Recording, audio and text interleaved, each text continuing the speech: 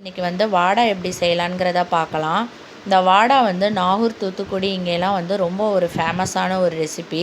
எங்கே பார்த்தாலும் பார்த்திங்கன்னா இதெல்லாம் சுட்டு விற்றுட்ருப்பாங்க. ரொம்ப நல்லாயிருக்கும். இந்த வாடா வந்து நம்ம வீட்டில் எப்படி பண்ணலான்ங்கிறது தான் இன்றைக்கி நம்ம பார்க்க போகிறோம். வாங்க எப்படி செய்யலாங்கிறத பார்க்கலாம். இது தேவையான பொருள் பார்த்திங்கன்னா 1 கப் பழைய சாதம் எடுத்திருக்கேன்.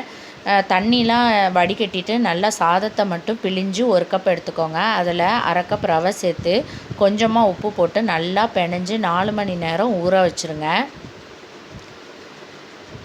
1 டம்ளர் பச்சரிசி எடுத்துக்கோங்க. அதை தண்ணியில் 1/2 மணி நேரமாக நான் ஊற வச்சுருக்கேன்.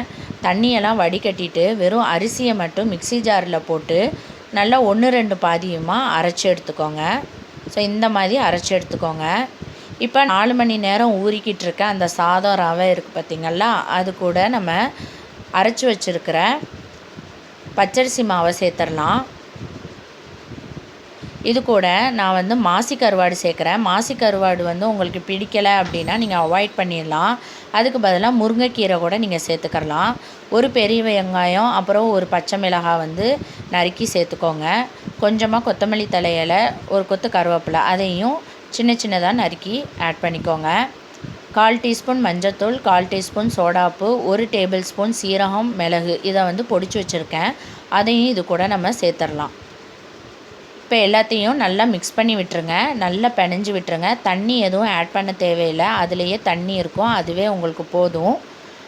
இந்த மாவு வந்து உங்களுக்கு ரொம்ப தண்ணியாக இருக்குதுன்னு நீங்கள் ஃபீல் பண்ணிங்கன்னா கொஞ்சமாக ரவை கூட நீங்கள் ஆட் பண்ணிக்கிறலாம். ஸோ இந்த மாதிரி நல்லா பிணைஞ்சி ரெடி பண்ணி வச்சுக்கோங்க. இப்போ எப்படி பண்ணலாங்கிறத பார்க்கலாம். ஒரு பிளாஸ்டிக் கவர் எடுத்துக்கோங்க. அதில் கொஞ்சமாக தண்ணியை தெளித்து ஒரு தக்காளி சைஸ் அளவுக்கு உருண்டை எடுத்துக்கோங்க. அதை இந்த மாதிரி நல்லா தட்டி வச்சுருங்க. நடுவில் வந்து ஒரு சின்ன ஹோல் மாதிரி போட்டுக்கோங்க. இதை எடுத்து நல்ல எண்ணெய் சூடானதுக்கப்புறம் ஒன்றுத்தையும் போட்டு பொரித்து எடுத்துருங்க. ஸோ பிளாஸ்டிக் கவர்லேருந்து எடுக்கும் போது கவனமாக எடுங்க. பிஞ்சிராமல் பார்த்து எடுத்து எண்ணெயில் போட்டு பொரிச்சுக்கோங்க. அதே மாதிரி எண்ணெயில் போடும் போது கரண்டியை வச்சு கிண்டக்கூடாது. அதுவே தன்னாலே எழும்பி மேலே வரும். அதுக்கப்புறம் தான் நீங்கள் திருப்பி போட்டு நீங்கள் வந்து பொரித்து எடுக்கணும். ஸோ இந்த மாதிரி நல்லா ப்ரௌன் ஆனதுக்கப்புறம் நம்ம எடுத்துடலாம். நாகூர்லாம் பார்த்திங்கன்னா மாசி போடுவாங்க, இறால் போடுவாங்க. உங்களுக்கு இறால், மாசி அதெல்லாம் விருப்பம் இருந்தால் நீங்கள் போட்டுக்கிறலாம்.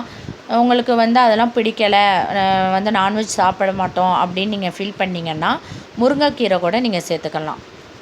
சும்மா 2 கொத்து முருங்கைக்கீரை சேர்த்து நீங்கள் வந்து இந்த மாதிரி பொரித்து எடுத்திங்கன்னா ரொம்ப சூப்பராக இருக்கும். ஸோ கண்டிப்பாக ட்ரை பண்ணி பாருங்கள். ஸோ ரொம்ப டேஸ்டியான வாடை ரெடி ஆயிடுச்சு. ஸோ நீங்களும் இதே மாதிரி ட்ரை பண்ணி பார்த்துட்டு எப்படி இருந்துச்சுன்னு சொல்லுங்கள். தேங்க்ஸ் ஃபார் வாட்சிங்.